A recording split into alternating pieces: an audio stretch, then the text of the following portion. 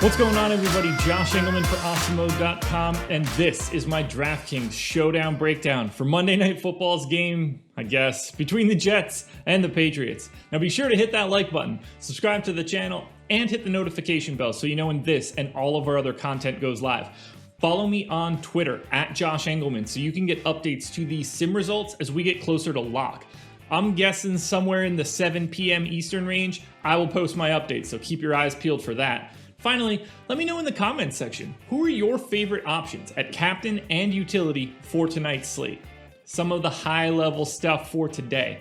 115.2, that's the average fantasy points in the optimal lineup. Median salary used, $48,800. 2.5 Jets, 3.5 Patriots. That's the makeup of the optimal lineup. Pats are 9.5 point favorites in New York with a 41.5 point total. This should not be a fun DFS slate, but we got to break it down anyway. I see no reason not to start right now. Now, if we're talking about optimal captains, we have to start at the top. $19,800 captain salary for Cam Newton. He shows up in the optimal 35% of the time. It's not fun, but he is on a completely different projection level than everybody else.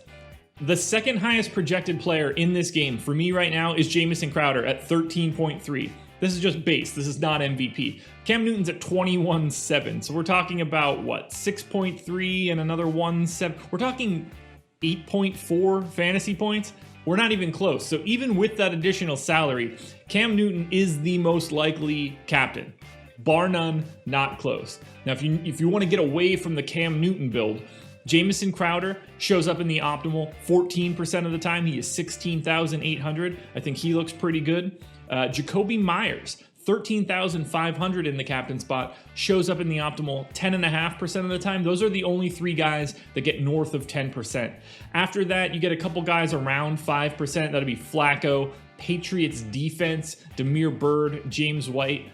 Pay attention to their ownership. If anybody's super low, love them as a flyer. If anybody's super high, go ahead and fade them. But ultimately, most of your exposure is going to go to Cam Newton, Jamison Crowder, and Jacoby Myers. Now, when we go to the utility spot, that's where things start to open up a bit. We know that Cam is the best possible option at captain. He is also the best possible option at utility. He's 13,200, shows up in the optimal lineup 52% of the time. We're talking 87% chance that Cam Newton is in the optimal in one of the spots. You gotta go there. He's a very, very difficult fade. The second most likely utility option is mostly a price thing. 6,400. We're going to James White. Shows up in the optimal 41% of the time. He and Cam are the only people north of 40%. Flacco is close. 9,400. Shows up 39% of the time. So he's just on the outside looking in. Then we're dropping down a little bit further. We're going to go to Nick Folk, 3,800. So if you're trying to save some salary, I think Folk looks fantastic. You can then do the opposite. Go all the way up to Jamison Crowder at 11.2. Shows up in the optimal 36% of the time. Those are the guys that are showing up most frequently. If you want to get a little bit different, like Sam Ficken at 3,400, just shy of 30%. Frank Gore at 2,800, just shy of 30%. If you want to save like a large amount of salary, which I don't really think is all that useful today, Gunner at $600 shows up in the optimal 15% of the time. I wouldn't really want to go any other direction. He's the only guy that I like that's a 3-digit salary. So 15% of the time, we're talking, you can get him in 2 out of 20 if you're playing a 20 max. If you really want to play him in 1 out of a 3 max, I think that's fine. Probably not all that exciting. Fails more than it succeeds, but what are you going to do? A lot of these picks do. I say it every week. We don't have ownership as of right now, so I can only talk about fades in a generic sense. Damien Harris is 15.3 at captain. He's 10.2 at utility.